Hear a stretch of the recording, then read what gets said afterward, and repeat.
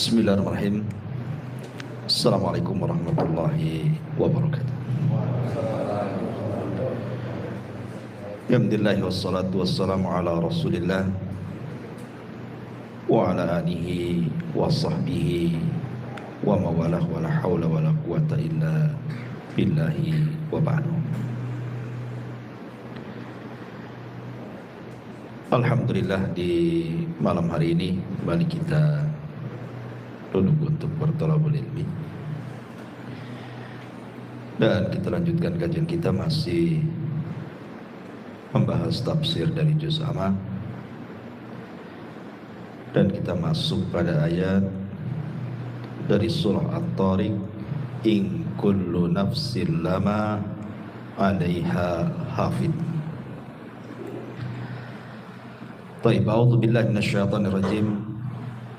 Bismillahirrahmanirrahim. In kullu nafsin lama, bisa juga dibaca lamma. Ada dua qiraah di sini. In kullu nafsin lamma atau lama 'alaiha hafiz. Falyanzuril insanu mimma khuliq. Khuliqa mimma indafi yakhruju min bainis sulbi wat tara'ib. In kullu nafsin lama 'alaiha hafid. Setiap orang pasti ada penjaganya. Falyanzuril insanu mimma khuliq. Maka hendaklah manusia memperhatikan dari apa dia diciptakan. Khuliqa min ma'in dafiq. Dia diciptakan dari air mani yang terpancar. Yakhruju min baini sulbi wat tara'ib. Yang keluar di antara tulang punggung atau sulbi dan juga tulang dada. Baik. Ma'asyiral muslimin yang dimuliakan Allah Subhanahu wa taala. Allah Subhanahu wa ta'ala adalah zat yang maha rahim, penyayang. Salah satu bentuk kasih sayangnya adalah Allah menjaga kita. Dan Allah Subhanahu wa ta'ala berfirman di dalam surah Yusuf ayat 64, Fallahu khairun hafidha wa huwa arhamur rahimin. Maka dialah Allah penjaga terbaik bagi kita, dan dia maha penyayang di antara hamba-hambanya yang penyayang. Kita lihat pada diri kita sendiri.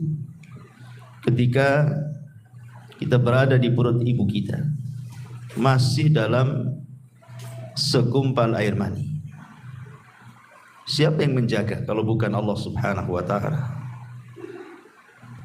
Padahal posisi segumpal mani itu belum kokoh dalam rahim seorang ibu.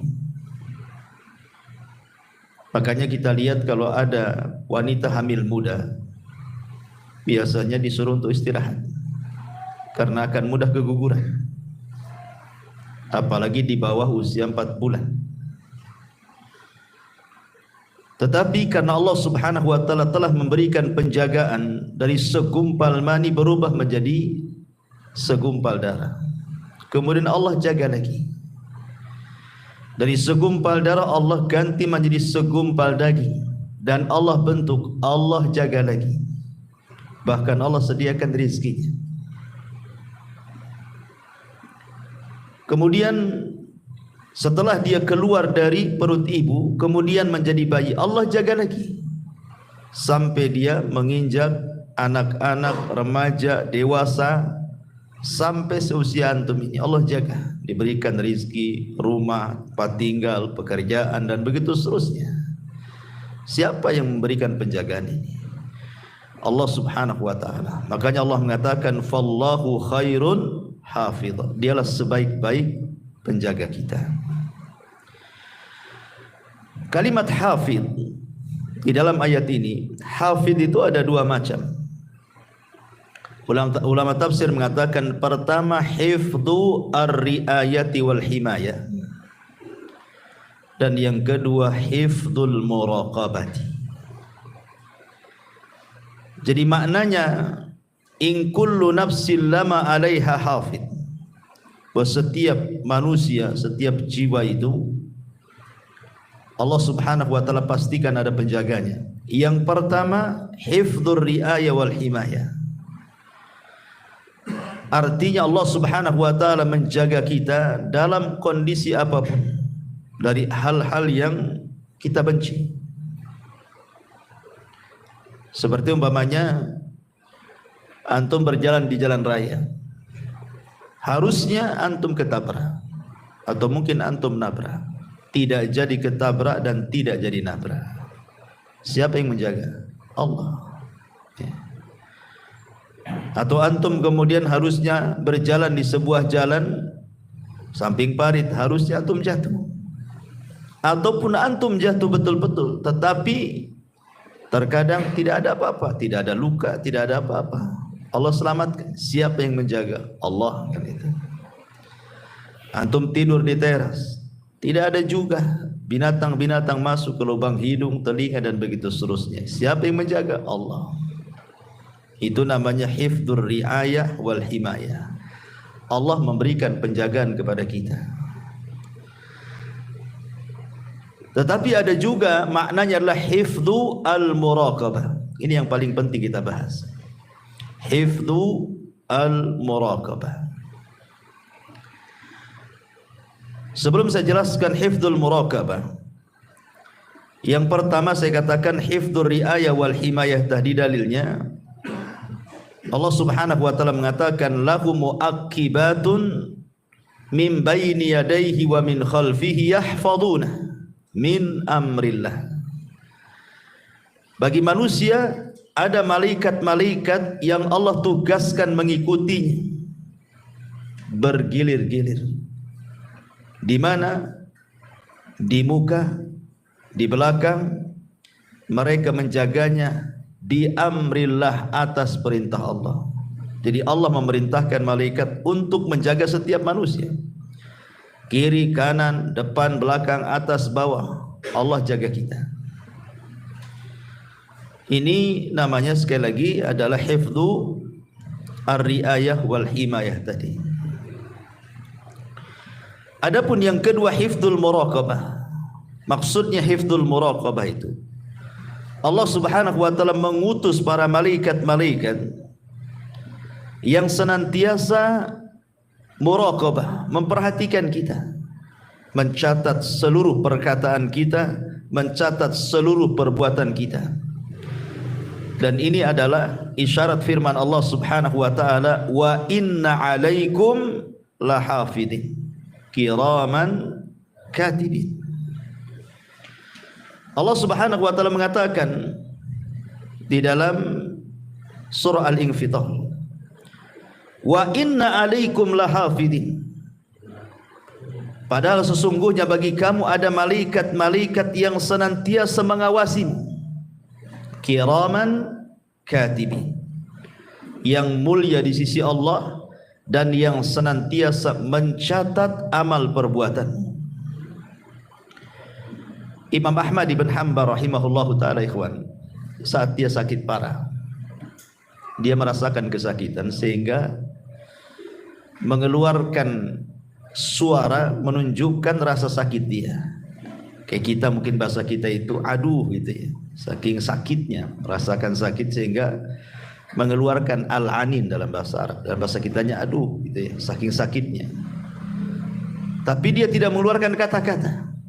Maksudnya kata-kata yang kita kenal, aduh sakit kali, enggak gitu. Cuman kalimat aduh saja.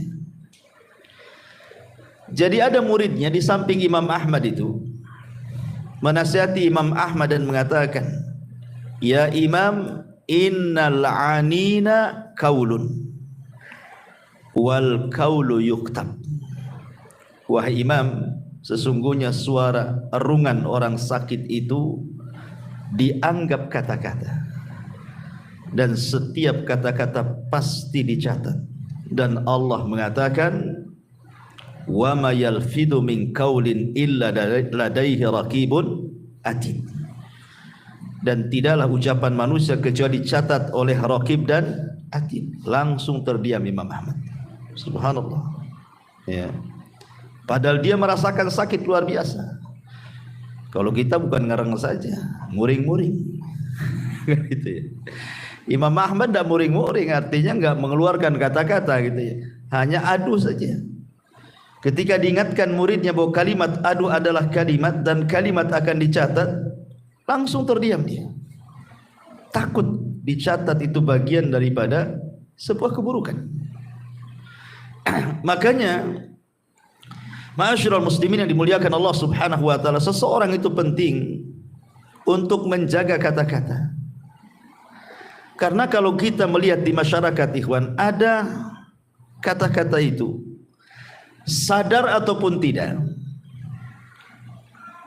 entah karena kejahilan atau memang tidak tahu hukumnya, terkadang dia mengucapkan kalimat tanpa sadar bahwa kalimat itu sebenarnya perbuatan dosa. Saya akan contohkan beberapa kalimat-kalimat yang suka dibicarakan di masyarakat. Seperti umpamanya kalimat-kalimat terkejut. Saya sering mendengar itu kalimat astaga. Pernah mendengar? Ada lagi ditambah astaga naga. Ada naganya pun ada. Gitu. Coba.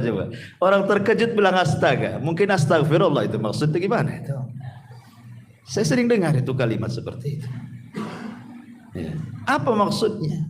Siapa astaga ini? Disebut-sebut pula astaga. Kalau astagfirullah mungkin kan itu ya. Tapi ada juga yang kemudian maksudnya baik, tapi salah meletakkan makna. Contoh umpamanya kalimat subhanallah dengan masya Allah, ya kan? Subhanallah itu berarti maha suci Allah. Seharusnya diucapkan ketika melihat atau mendengar sebuah keburukan atau hal-hal yang tidak baik. Jadi kalau antum mendengar, melihat hal-hal yang buruk atau tidak baik, ucapkan subhanallah. Ya. Tapi kalau seandainya antum melihat sesuatu yang baik ataupun mendengar sesuatu yang indah, sesuatu yang enak didengar, maka kita akan masya Allah. Jangan pula ditukar, kan itu masyarakat tukar-tukar ya. Kalau lihat yang baik subhanallah katanya. Bukan subhanallah, masya Allah. Mana dalilnya? Suatu ketika Nabi SAW mendekati Abu Hurairah radhiyallahu an. Abu Hurairah ini lagi junub, ya. Dan dia tidak mau ke majelis Nabi, malah menjauh, pergi gitu. Jadi oleh Nabi SAW dipanggil, ada apa engkau wahai menjauh wahai Abu Hurairah? Kenapa engkau menjauh dariku? Kata Abu Hurairah. Kata Nabi SAW. Kata Abu Hurairah, saya sedang junub wahai Rasul. Saya sedang junub wahai Rasul. Apa kata Rasul? Subhanallah, innal mu'min la yanjus. Wahai Abu Hurairah, subhanallah, maha suci Allah. Seorang mukmin itu tidak najis. Kan Rasul melihat sesuatu yang tidak suka, Abu Hurairah pergi kan. Rasul mengatakan subhanallah, ya kan? Artinya sesuatu yang kita tidak suka melihatnya atau mendengar sesuatu yang tidak suka, ucapan subhanallah.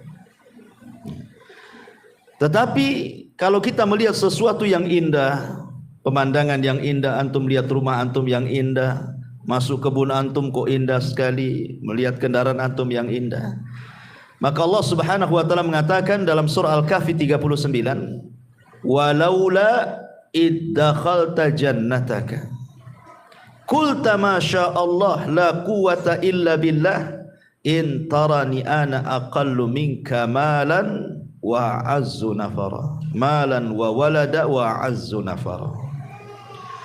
Dan mengapa ketika engkau memasuki kebunmu tidak mengucapkan masya Allah, la quwwata illa billah, sungguh atas kehendak Allah semua ini terwujud, ya.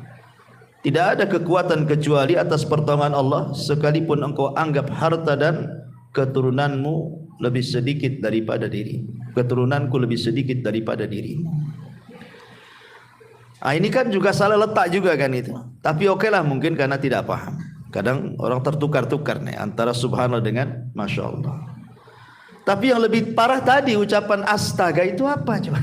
Apa artinya astaga? Siapa yang tahu? Itu bahasa apa astaga itu? Apalagi ada naganya lagi. Ya, astaga naga. Tak tahu lah ada naganya. Udah naga-naga itu dah agama-agama gak jelas. Ya, mungkin nyembah naga. Tapi yang jelas bahwa kalimat-kalimat ini kan tidak boleh. Kalau memang kita terkejut, lihat terkejutnya. Kalau terkejutnya melihat sesuatu yang tidak suka, ucapkan subhanallah. Kalau terkejutnya melihat suka karena tiba-tiba ada uang banyak depan, masya Allah, alhamdulillah kan gitu ya. Itu harusnya kalau terkejut-kejut, bukan astaga, kan masalah. Ya. Atau umpamanya contoh yang lain, ya. Umpamanya kita melihat seseorang yang Allah berikan nikmat, entah pekerjaannya bagus, kemudian juga diberikan harta yang banyak, rumahnya bagus, kendaraannya bagus, kaya, ya, atau mungkin dapat jabatan, ya. Terkadang ada orang itu yang mungkin hasad sehingga terkeluar kalimat, orang kayak gitu kok bisa kaya itu. Orang kayak gitu kok bisa kaya itu. Dari mana dia itu? Hanya punya tuyul lah.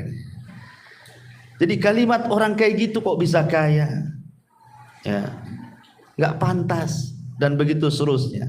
Ini tidak bisa. Kalimat seperti itu tak boleh. Kenapa? Karena dalam hadis Abdullah bin Mas'ud radhiyallahu an, Nabi SAW mengatakan, innallaha qasama akhlaqakum kama qasama arzaqakum. Allah Subhanahu wa taala sudah membagi akhlak kalian itu seperti membagi rizki kepada kalian. Kita kan tidak tahu urusan orang. Entah dia punya pekerjaan, entah apa, kan kita tidak tahu. Nggak ada urusan, dan kita juga tidak boleh ngurus orang.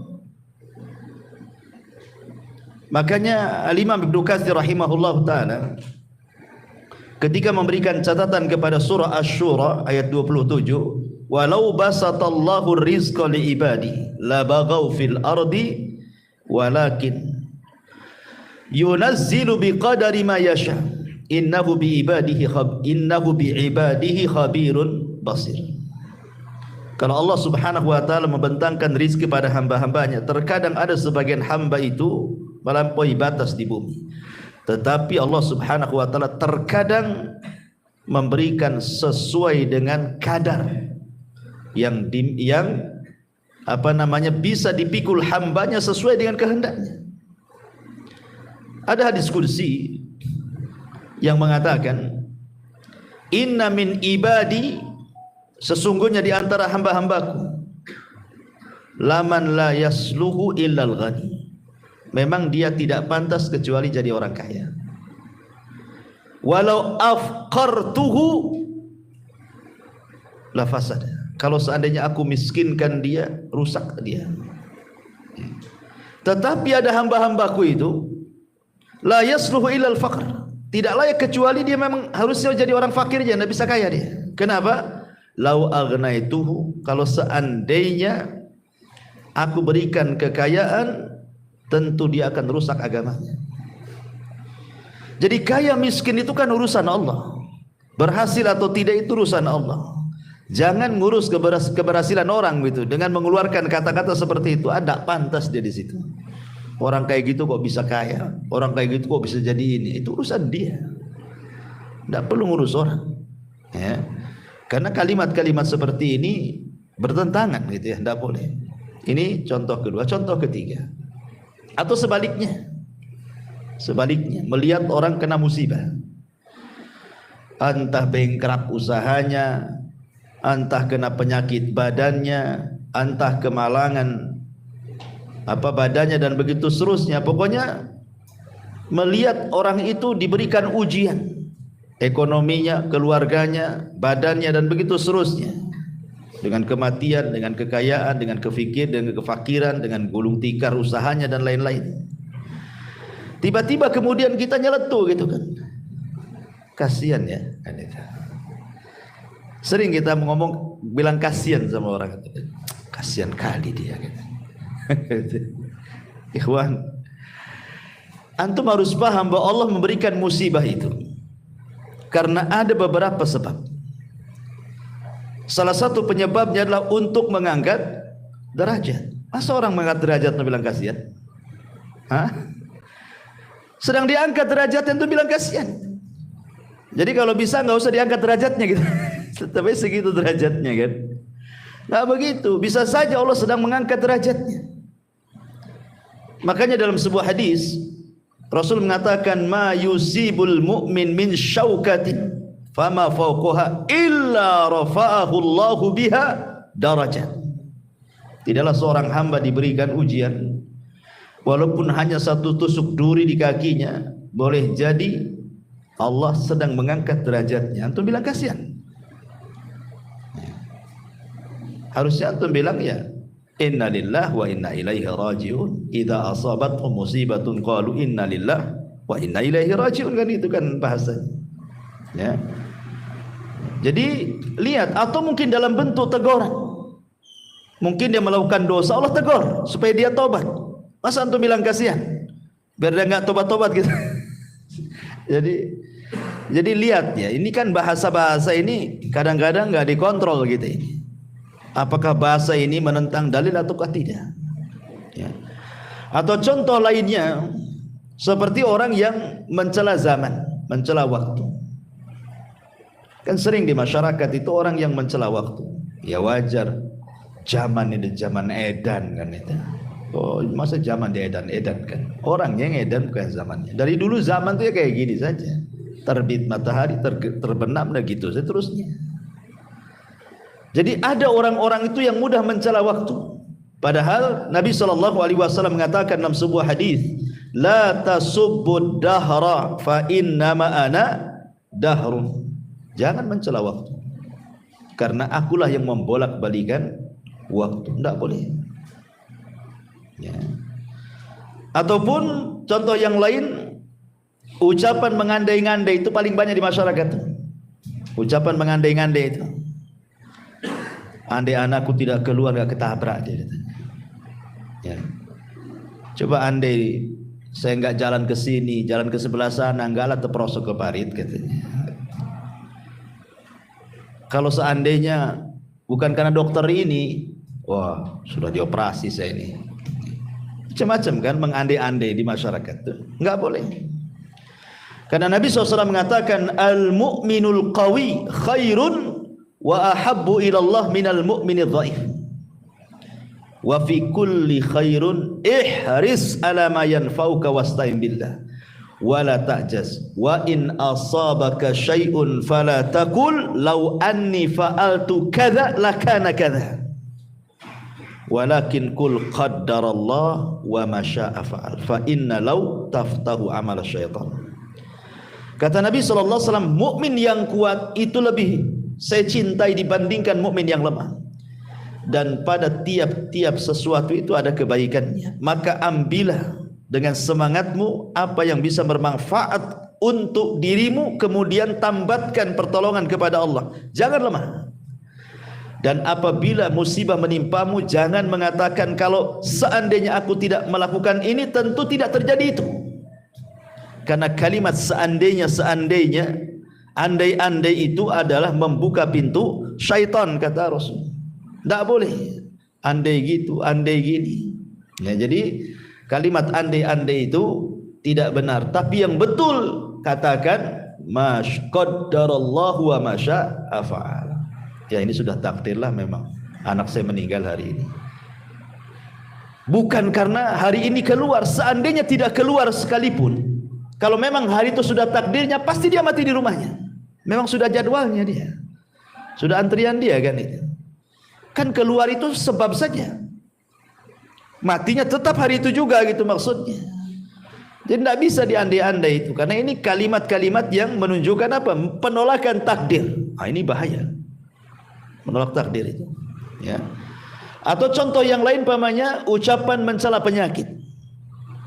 Ada orang yang mencela penyakit di zaman Rasul. Ada seorang wanita namanya Ummu As-Sa'ib radhiyallahu anha.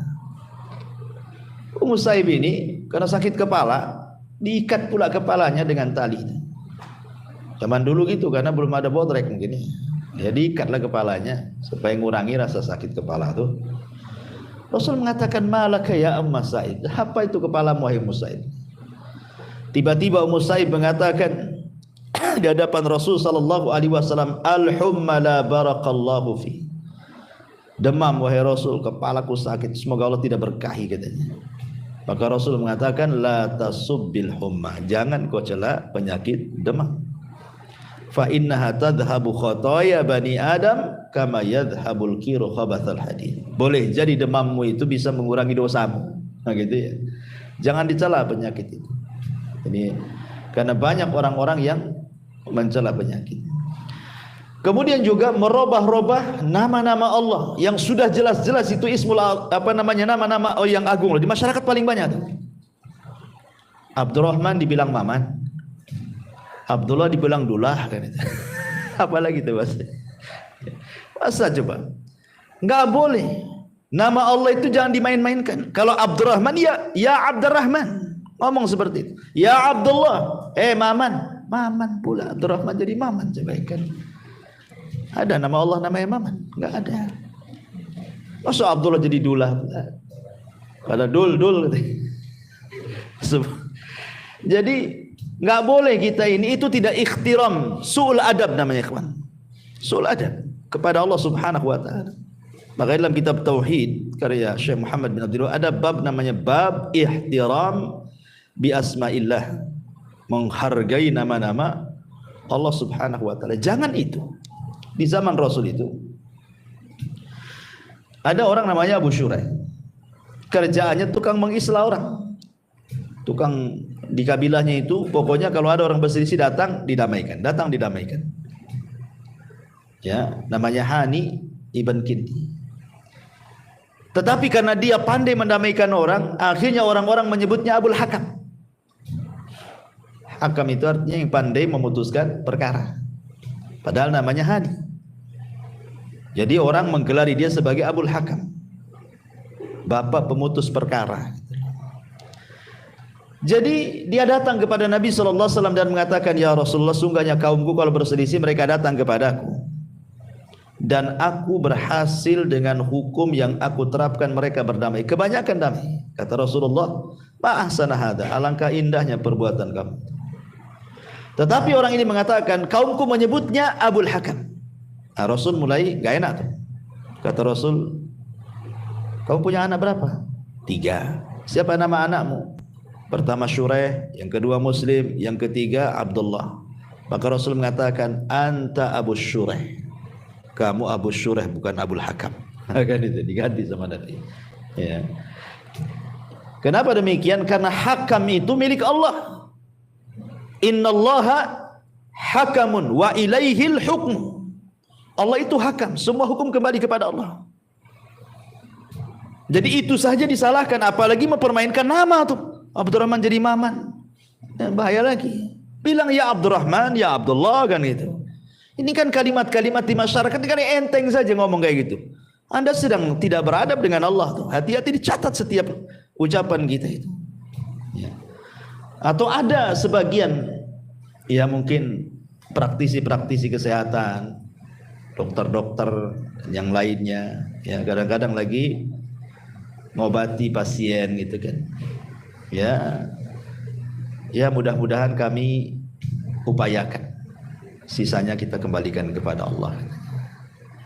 Masa Allah dikasih sisa pula. Sisanya kepada Allah kan. Ya kami upayakan lah mudah-mudahan sembuh. Ya sisanya kepada Allah katanya. Saya dengar kalimat kayak gini. Ikhwan, ya. Masa Allah dikasih sisa? Nggak bisa.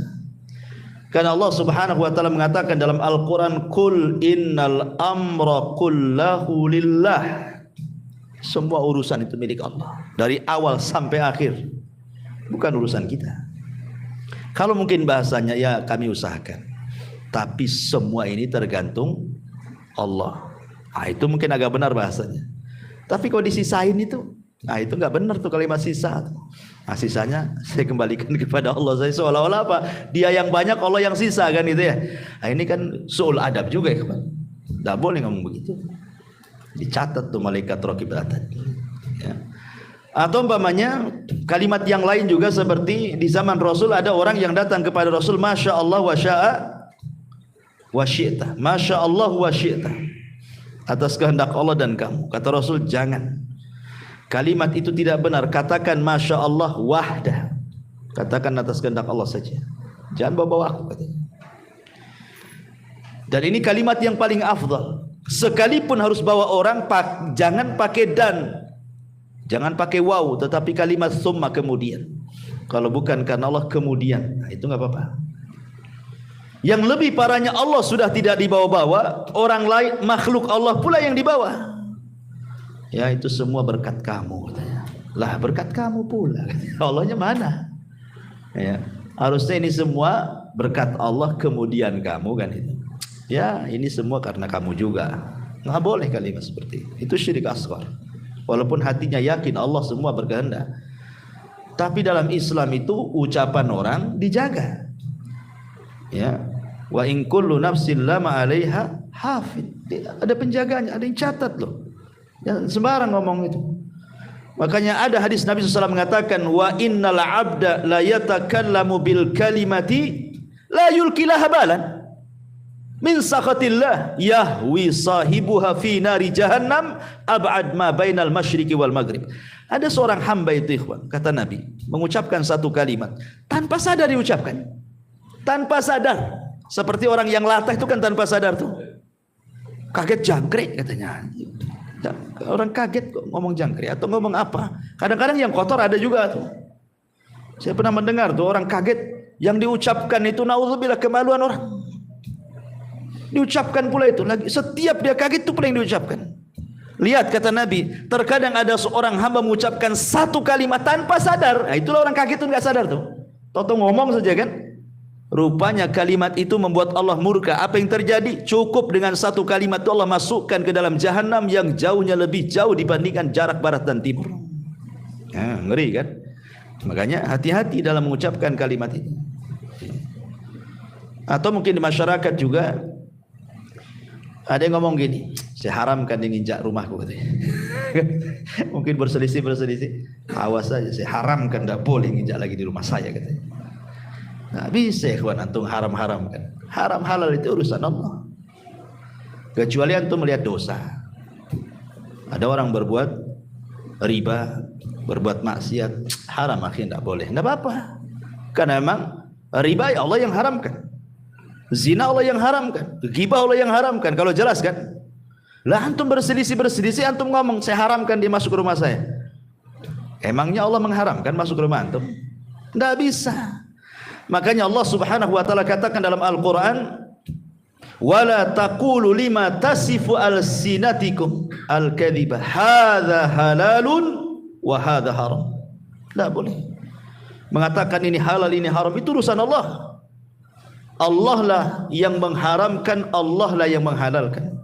Makanya Nabi SAW saja ketika dia berjanji untuk tidak minum madu gara-gara dia melihat kecemburuan Aisyah dan Hafsah ketika dia mampir di rumah Zainab, dia minum madu. Cemburulah Aisyah dan Hafsah ini. Dan mengatakan, Rasul, kayaknya kamu sudah makan buah yang makanan yang bau tapi enak, tapi bau. Ya. Kata Rasul, tidak, aku minum madu. Oh, enggak wahai Rasul. Sepakat pula Aisyah dan Hafsah ini karena cemburu. Akhirnya Rasul mengatakan, ya kalau gitu saya tidak akan minum madu selamanya, kata Rasul. Turun ayat. Ya ayuhan nabi, lima tuharrimu ma ahallallahu lak tabtaghi mardata azwaji. Nabi, jangan kau haramkan sesuatu yang Allah halalkan hanya mencari keridhaan istrimu, katanya Allah. Jadi urusan halal haram itu urusan Allah. Tiba-tiba antum mengatakan saya haramkan dia masuk ke rumah saya.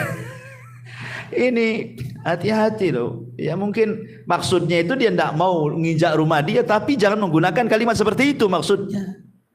Jangan menggunakan kalimat halal haram, itu urusan Allah. Nah, ini kan Kalimat-kalimat seperti ini kalimat-kalimat bahaya. Dan yang lebih parah lagi, tukang laknat. Ya, tukang laknat. Ada orang nonton bola ya, gara-gara kalah itu, gara-gara nggak gol itu, dimaki tuh pemain. Anjing orang ini katanya. Masa nggak bisa golkan? Lah, kok orang, apa urusan antum dengan pemain bola? Kenapa dianjing-anjingkan orang itu? Seandainya antum yang main di situ, mungkin lebih anjing lagi. Nggak bisa lagi antum. Mungkin gak dapat bola di lapangan itu. Antum bisa mencela, nengok YouTube lo bisa mencela. Oh goblok kamu. Orang lo digoblok-goblokin, nggak kenal pun tidak. Hanya gara-gara nonton aja, entah nonton apa digoblok-goblokin orang itu. Jadi ini kan tukang laknatnya, hati-hati. Kadang-kadang mungkin dululah seandainya kita ini pernah jahiliyah suka mengucapkan kalimat bertobat, itu kalimat laknat. Nabi SAW sampai mengancam, la yakununa al-la'anuna syufa'a yaumal qiyamah wala syuhada yaumal qiyamah. Tukang laknat itu tidak akan dapat syafaat, bahkan tidak jadi saksi pada hari kiamat. Diancam dengan enggak dapat apa-apa loh ya. Makanya di sini Allah Subhanahu wa taala mengatakan bahwa di antara makna hafid adalah hifdzul muraqabah. Artinya Allah mengutus malaikat-malaikat itu yang menjaga kita dengan cara mencatat. Semua kata-kata kita dicatat. Tidak ada satupun kata-kata yang keluar kecuali dicatat. Sehingga ulama mengatakan kata-kata manusia itu ada 3. Ada yang terkandung dosa secara mutlak, ada yang terkandung pahala secara mutlak, ada yang tidak terkandung dosa dan juga pahala. Tiga-tiganya dicatat kata para ulama. Baik yang mengandung dosa secara mutlak dicatat, mengandung pahala secara mutlak dicatat, ataupun yang tidak mengandung dua-duanya dicatat. Tapi apakah kemudian tiga-tiganya dihisab? Wallahu a'lam. Ada yang mengatakan yang dihisab adalah yang kata-katanya mengandung pahala secara mutlak dan yang mengandung dosa secara mutlak. Yang tidak mengandung pahala dosa tidak dihisab. Ada yang mengatakan tiga-tiga dihisab. Naudzubillah. Jadi makanya dari sini penting seseorang itu untuk menjaga lisan. Makanya ulama mengatakan salah satu obat supaya kita bisa menjaga lisan itu, maksudnya untuk mengeluarkan kata-kata yang jelek, akhirnya dicatat keburukan. Karena kata-kata itu apalagi dalam bentuk tulisan, ikhwan, dan tulisan itu sudah menyebar, sulit untuk ditarik, sulit ya. Kata-kata baik lisan ataupun tulisan kalau sudah menyebar, macam mana antum menariknya coba? Antum gibai orang di depan orang, orang ini akhirnya ngikuti menukilkan perkataan antum kepada orang, akhirnya orang itu menukilkan perkataan dia dari kita, terus kemana-mana kan. Siapa yang bisa menarik kata-kata itu semua? Atau tulisan, copy paste share, copy paste share, sama share. Gimana cara narinya? Walaupun di akun antum sudah antum hapus, tak bisa. Makanya pada hari kiamat dalam surah Yasin Allah mengatakan, yauma nakhtimu ala afwahihim wa tukallimuna aydihim wa tashhadu arjuluhum. Di hari di mana lisan terkunci, tangan pula bicara, kaki pula jadi saksi. Ya. Maka yang pertama kata para ulama, biasakan al-haya'u minallah wa min ibadillah. Tanamkan sifat malu dari Allah dan dari hamba-hambanya. Malu. Karena perkataan yang turun temurun dari para nabi itu, apa kata Rasulullah? Illam tastahi fasna ma syi'ta. Kalau engkau tidak punya rasa malu, lakukan, ucapkan sesuka kamu. Maka tanamkan rasa malu. Yang kedua, al khaufu minallah. Tanamkan rasa takut bahwa semua akan dibalas, semua ada catatannya, semua ada hisabnya, semua ada balasannya. Semua. Seorang bertasbih, subhanallah, subhanallah, alhamdulillah, alhamdulillah, la ilaha illallah. Lihat tujuannya. Karena ini dicatat. Kalau tujuan antum beribadah, berzikir kepada Allah Subhanahu wa taala, dapat pahala. Tapi kalau umpamanya tujuannya hanya takabur, ijab, menyombongkan diri saja, semua pun akan dicatat. Walaupun sama-sama ucapannya loh, sama-sama tasbih, tahmid, takbir, itu kan ucapan bagus sebenarnya, itu kan zikir gitu ya. Tapi itu saja dilihat siapa pengucapnya coba. Abdullah bin Mas'ud radhiyallahu an suatu ketika diajak oleh Abu Musa al-Asy'ari masuk ke sebuah masjid. Di masjid itu banyak halaqah memutar. Kemudian bawa batu. Tasbih sekian kali dihitung pakai batu 100 kali. Takbir 100 kali. Ini 100 kali. Nanti dipindah lagi batunya ke sebelahnya. Begitu terus. Kata Abdullah bin Mas'ud ini, kalian ini apa? Lihat loh Nabi, pakaiannya aja masih bagus, belum robek. Bencana nggak ada yang pecah. Kenapa kalian melakukan yang tidak diajarkan Nabi? Apakah kalian lebih berpetunjuk daripada agama Nabi? Ataukah sengaja kalian membuka pintu kesesatan? Syahidnya kata Abdullah bin Mas'ud, uddu sayyiatikum wa ana dhaminun alla yadhi'a min hasanatikum. Hitung kesalahan kalian dan saya jamin kebaikan kalian tidak akan hilang. Kenapa disuruh menghitung kesalahan? Coba. Tidak menghitung kebaikan. Kenapa kalimatnya hitung kebaikan kalian? Ya, kenapa hitung kesalahan kalian? Saya jamin kebaikan kalian tidak akan hilang. Hitung kesalahan kalian. Karena kesalahan itu biasanya mudah diingat. Dan kebaikan itu kadang-kadang kita tidak tahu karena pahala kebaikan itu kan dilipat gandakan. Kita susah menghitungnya. Tetapi dosa itu satu dosa satu maksiat satu dosa kan gitu. Kalau pahala ini kadang-kadang satu pahala satu amalan soleh berlipat ganda kan pahalanya. Seperti sabar. Tidak jelas berapa nominal pahala orang sabar itu. Gimana cara ngitungnya? Tapi kalau perbuatan maksiat kan jelas tuh. Satu maksiat satu dosa kan itu ya. Dan begitu seterusnya. Kecuali syirik menggugurkan semua amalan dia kan itu.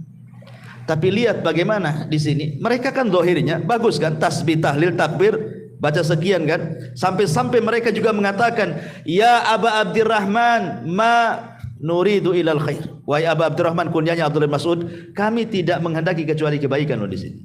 Apa kata Abdullah bin Mas'ud? Kam min muridil khairi lan yusibah. Berapa banyak orang-orang yang menghendaki kebaikan gak dapat pahala katanya. Tidak semua sesuatu yang dianggap baik itu benar. Nah, jadi harus baik dan benar. Baik, ikhlas, benar, mencontoh Nabi, itu maksudnya begitu. Ya. Jadi tasbih itu tidak usah dihitung-hitung. Tasbih aja lah kan itu ya. Kecuali memang ada syariatnya seperti setelah sholat kan ada hitungannya tuh. Sekian kali tasbih 33, takbir 33, tahmid 33, genapkan dengan la ilaha illallah wahdahu la syarikalah kan. Atau umpamanya siapa yang membaca subhanallah bihamdi 100 kali dalam sehari semalam, maka akan dihapuskan dosanya walaupun seperti buih di lautan. Adalah perkara-perkara yang memang di sana disunahkan untuk dihitung kan gitu. Tapi kalau zikir mutlak, sudah antum zikir aja lah, enggak usah dihitung-hitung. Sebab kalau menghitung-hitung ibadah itu biasanya cenderung i'jab li nafsi, cenderung ingin membanggakan dirinya. Saya sudah sholat sekian kali, saya sudah puasa sekian kali, sudah haji, sudah sedekah sekian. Kalau orang menghitung itu cenderung seperti itu. Tapi kalau orang tidak menghitung, ya sudahlah, tidak tahu berapa lah saya tasbih itu berapa kali, nggak tahu saya mau bangga dengan apa kan itu. Karena Allah itu hanya melihat hati bukan bilangan. Allah itu hanya melihat hati bukan bilangan. Ya. Tetapi syahidnya di sini, walaupun ucapannya sama, tasbih, tahlil, takbir, dicatat juga kan. Tapi tidak satu catatan, lihat kepada niat kan. Kalau niatnya hanya untuk i'jab saja, membanggakan diri, lain catatannya. Kalau memang untuk ibadah betul-betul ikhlas mencontoh Nabi, lain pula catatannya. Kenapa? Karena Allah mengatakan, wa man ya'mal mithqala dzarratin khairan yara wa man ya'mal mithqala dzarratin syarran yara. Lihat di situ, ada yang baik, ada yang jelek. Walaupun itu zahirnya nampak zikir, apalagi bukan daripada itu. Seperti yang contohkan tadi, ucapan-ucapan di masyarakat itu. Ya. Maka dari sini ma'asyiral muslimin yang dimuliakan Allah Azza wa Jalla, biasakan takut. Ya, yang kedua, langkah kedua al-khaufu minallah. Sehingga dengan rasa takut mendorong tidak sembarang mengucapkan sesuatu. Yang ketiga, sibukkan dengan perkara-perkara yang manfaat untuk akhirat. Supaya kita tidak mudah ngomong macam-macam, sibukkan dengan perkara lain. Umpamanya ini satu ruangan nih, maaf ibu-ibu ya, kawan lagi gibah nih, kita mau keluar pula dari situ, malas gitu ya, segan, gak enak, ya sudah sibukkan aja zikir bu, biar orang itu gibah, ibu zikir lah. Nah, kemudian yang keempat, isti'mal uslub al-kina. yati badal at-tasrih bi alfadil badi'ati allati takhullu bil haya. Atau kalau seandainya kita bisa membuat bahasa-bahasa kinayah, bahasa-bahasa yang lebih halus lagi gitu loh bahasa. Kita itu ingin marah, bisa saja kita mengatakan umpamanya dengan kalimat-kalimat yang kasar, tetapi kan dalam uslub bahasa kita di daerah-daerah masing-masing itu kan ada bahasa-bahasa yang kasar sekali, ada yang di bawahnya kasar, ada yang sedang, ada yang halus sekali, dan begitu kan setiap daerah kan ada tuh. Mestilah semua ada. Saya orang Sunda saja ada. Ya, satu kalimat itu ada yang kalau diucapkan kasar. Ya. Ada halus padahal itu juga yang diucapkannya kan. Kan kita bisa milih kata gitu maksudnya. Bukan saklek gitu ya. Kemudian juga kata para ulama mujalasatul akhyar wa musahabatus salihin. Berkawan dengan orang-orang baik yang omongannya baik, insyaallah akan sama dengan omongan dia itu. Sebab kalau berkawan dengan orang yang omongannya jelek, ibu nih berkawan dengan orang-orang gibah, pasti ikut gibah tuh. Ibu berkawan dengan orang-orang yang tidak suka gibah, lama-lama gak suka gibah juga. Nah, tergantung kawannya. Dan yang keempat mungkin belajar diam lah kan itu. Daripada ngomong berdosa bagus diam. Kata Nabi SAW, "Falyakul khairan aw liyasmut." Kembali di sini Allah mengatakan, "In kullu nafsin lama 'alaiha hafid." Jadi hafid yang pertama maksudnya hifdzur riayah wal himayah. Allah menjaga secara umum sesuatu yang manusia tidak suka. Ya, celaka kan tidak suka. Ini itu umpamanya antum sakit, minum obat sembuh. Siapa yang menyembuhkan? Allah. Apa gunanya disembuhkan? Menjaga antum. Supaya antum bisa kerja lagi, bisa ngurus keluarga lagi, bisa ibadah lagi. Allah yang jaga. Atau hifdzul muraqabah. Allah utus malaikat-malaikat itu yang betul-betul mengawasi kita. Wa inna 'alaikum lahafidin. Siapa hafidin? Kiraman katibin, yang mencatat. Jadi setiap amal kita dicatat dan dijaga catatannya. Setiap ucapan kita dijaga dan dicatat, sehingga amal dan perbuatan inilah yang sebagai bukti kita di hadapan Allah Subhanahu wa taala. Bahwa inilah saya sudah banyak berzikir, banyak melakukan amal soleh ini ya Rabb ini. Makanya dengan bangganya nanti pada hari kiamat, orang-orang yang mampu mengambil dengan tangan kanannya catatannya apa? Ha umuqra'u kitabiyah. Ah, lihat catatanku katanya. Bangga dia. Tapi orang-orang yang mengambil tangan kirinya nggak mau dipegang, maunya dilempar aja tuh. Karena dia tahu isi catatannya apa. Ya. Jadi hifdzu al-muraqabah. Dan ingat, Allah Subhanahu wa taala akan lebih menjaga lagi kepada orang-orang yang beriman. Ibrahim alaihi salatu wassalam ketika dia lempar ke dalam api, tidak ada apa-apa, tidak terbakar, tidak ada apa-apa kan. Kenapa? Karena dia menyandarkan penjagaan kepada Allah. Hasbunallah wa ni'mal wakil. Ketika Ibrahim mengucapkan kalimat ini, datang perintah dari langit, "Qul ya naru kuni bardan wa salaman ala Ibrahim." Ibrahim pun tidak terbakar. Fallahu khairun hafidha wa huwa arhamur rahimin. Allah sebaik-baik penjaga. Ya. Artinya bahwa semakin kita lebih dekat kepada Allah, lebih beriman kepada Allah, berarti penjagaan Allah semakin kuat kepada kita. Ini diantara tafsiran dari in kullu nafsin lama 'alaiha hafid. Ya, saya kira cukuplah satu ayat saja. Iya, ini sudah keringatan pula sini. Tadi kedinginan. Nah, tapi sebelum saya tutup, kalau ada yang mau tanya sih.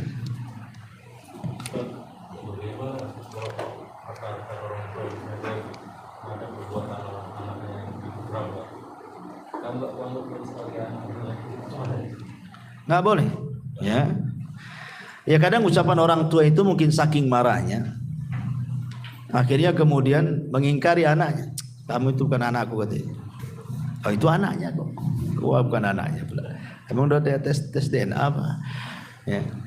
Nggak boleh orang tua itu, sekali lagi, bahwa da'watul walid liwalidihi mustajab. Doa orang tua kepada anak itu mustajab. Ingat cerita Jures. Dia sedang sholat sunnah, bukan sedang kerja, bukan karena nakal. Dia sedang sholat sunnah, dipanggil sama ibunya. Akhirnya tak mau pula dia datang kepada panggilan ibunya. Alasannya apa? Pusing, Jures. Saya lagi sholat nih. Ini hak Allah. Satu sisi ibu pula manggil, ada pula hak orang tua. nimbang, nggak benar lah, hak Allah lebih saya utamakan. Tetap dia sholat, padahal secara hukum dibatalkan sholatnya karena panggilan orang tua itu wajib, sholat sunnahnya sunnah sana. Sunnah saja kan, al wajib lebih dahulukan dibandingkan yang sunnah kan itu. Tapi Jurayj karena dia tidak tahu ilmunya, sampai ibadah terus, karena Jurayj itu sholat terus, dia tidak berhenti sholatnya. Akhirnya lain waktu ibunya manggil, sholat lagi. Tetap aja dia dengan sholatnya. Kesempatan lain sholat lagi, dipanggil lagi, marahlah ibunya.